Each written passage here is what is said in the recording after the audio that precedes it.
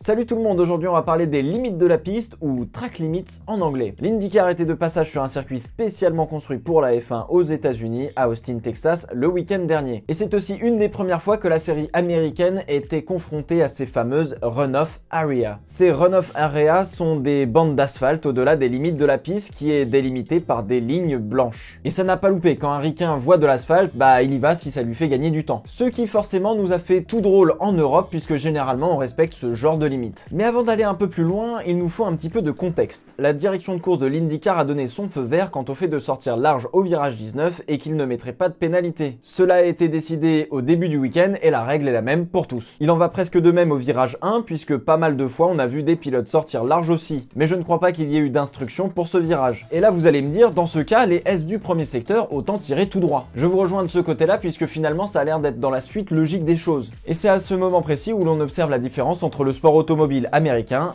et européen. Pour nous, Européens, les limites de la piste sont les lignes blanches. Ça l'a toujours été dans le règlement, sauf qu'avant le début des années 2000 et les fameux nouveaux circuits avec plein d'asphalte en dehors de la piste, les lignes blanches correspondaient aux limites naturelles de la piste, c'est-à-dire l'herbe et le gravier qui l'entouraient. Vous mettiez une roue en dehors de ces limites, soit vous perdiez du temps, soit vous vous plantiez. Et pratiquement tous les circuits routiers en IndyCar sont faits à l'ancienne avec de l'herbe et du gravier. Du coup, l'IndyCar est toujours dans cette interprétation des limites de la piste à l'ancienne. Quand le commentateur sur la NBC dit que les limites de la piste sont les murs au-delà du gravier et pas les lignes blanches, cela en fait crier plus d'un. Mais je comprends le raisonnement. Prenez un circuit comme Barber. Du coup, la réflexion c'est, la piste, c'est ce qu'il y a à l'intérieur des murs, tarmac, herbe, gravier inclus. À toi d'aller le plus vite. Et comme les voitures ne sont pas faites ni pour aller dans l'herbe, ni pour aller dans les graviers, eh bien on se pose pas la question de savoir s'ils sont entre les deux bandes blanches. Pas de casse-tête, tu as un grand garçon, let's go racing. Et lorsque l'on arrive sur un circuit dit moderne, il faut comprendre que les pilotes d'IndyCar sont un peu comme Vettel à la chicane du Castellet. Ils savent pas trop où il faut aller puisque leur référence normalement c'est l'herbe. En F1, pour des raisons de sécurité, beaucoup de circuits se sont fait asphalter certaines zones qui étaient en herbe ou en gravier. Cela a sacrifié certains virages mythiques comme la Parabolica à Monza, Blanchimont à Spa ou encore le 130R à Suzuka au Japon. Ces virages demandaient du courage, de la bravoure et du panache pour les passer toujours plus vite. Et si jamais vous faisiez une erreur, ça se payait cash. Et c'est entre autres pour cela qu'on admirait les pilotes qui prenaient des risques que peu d'entre nous sommes prêts à prendre. Mais alors pourquoi on a asphalté ces parties extérieures de la piste? La raison est simple, l'herbe et le gravier sont des surfaces molles où les GT, comme des monoplaces d'ailleurs, généralement abaissés au ras du sol, peuvent s'enfoncer sur un côté et partir en tonneau. Pareil, le gravier peut faire rebondir la voiture et ne la ralentit pas en plus de la faire voler. Finalement, ces surfaces ne permettent pas de contrôler un minimum un objet lancé à grande vitesse, qui peut soit partir en tonneau, soit rebondir sur le gravier, passer au-dessus du mur de pneus et finir dans un grillage ou pire, dans une tribune. Finalement, d'un point de vue sécurité, il est préférable que la voiture en perdition glisse sur une surface plane et tape un mur de pneus ou un Tech Pro violemment. Il y a alors un gros choc dont l'énergie est dissipée correctement par la protection du mur de la piste. Si la voiture part en tonneau, elle se brise en plusieurs morceaux et peut potentiellement envoyer aussi des projectiles sur les commissaires ou les spectateurs. Dans le cas du tonneau, l'énergie n'est pas absorbée par une protection de mur, mais plus par la voiture et le pilote avec une succession de chocs qui peuvent provoquer des blessures importantes. Et je finirai même par vous dire que les motards en MotoGP par exemple ne sont pas très fans du gravier non plus. Pour cause, quand tu chutes à 300 km/h, le gravier va te faire des tonneaux à toi et pas à la voiture. Donc autant te dire que c'est pas ce qu'il y a de plus agréable non plus. Les circuits donc modernes sont plus safe que des circuits à l'ancienne. Et la faute est plus pardonnée puisque les zones asphaltées peuvent aussi servir à se rattraper d'une erreur sans casser la voiture. Et on peut aussi tenter des manœuvres plus pointues en sachant que derrière les lignes blanches,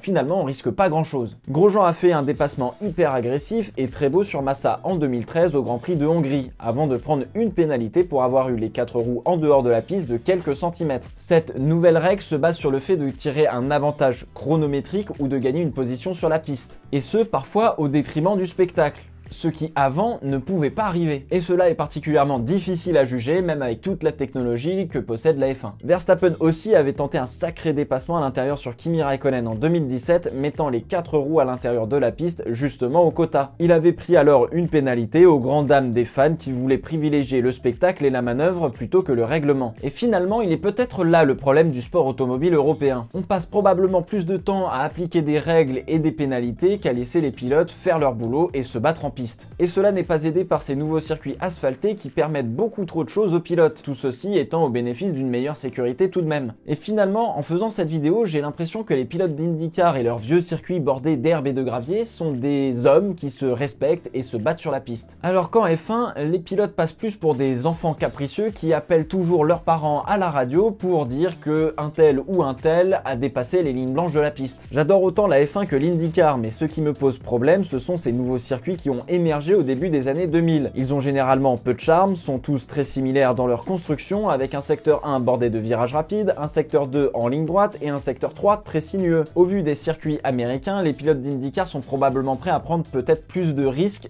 alors qu'en F1, on tente de réduire au maximum ce même risque. Le sport automobile est dangereux et risqué quoi qu'il arrive, et on n'oblige aucun pilote à courir. Ce sont des personnes qui sont conscients et capables de prendre un certain nombre de risques. Mais ça, j'en parlerai dans une vidéo dédiée. Au final, l'IndyCar n'est pas faite pour venir sur un circuit de F1 moderne, de même que l'on n'amènerait pas la F1 sur un circuit d'IndyCar. La vision et l'approche de la course automobile sont différentes. Pas une qui est meilleure que l'autre, juste différente. Sortir large à chaque tour du virage 19 ne me pose pas de problème. L'IndyCar voit les choses différemment de la F1, mais moins de règles sur les pilotes et les laisse faire la course. Cela nous paraît ridicule de les voir sortir large à chaque tour, comme ils doivent probablement trouver ridicule nos circuits asphaltés et aseptisés. L'IndyCar se sert des limites naturelles d'une piste, alors qu'en F1, on se sert des limites artificielles qu'on crée. C'est différent. Et vous, ce virage 19 au quota, vous en pensez quoi ?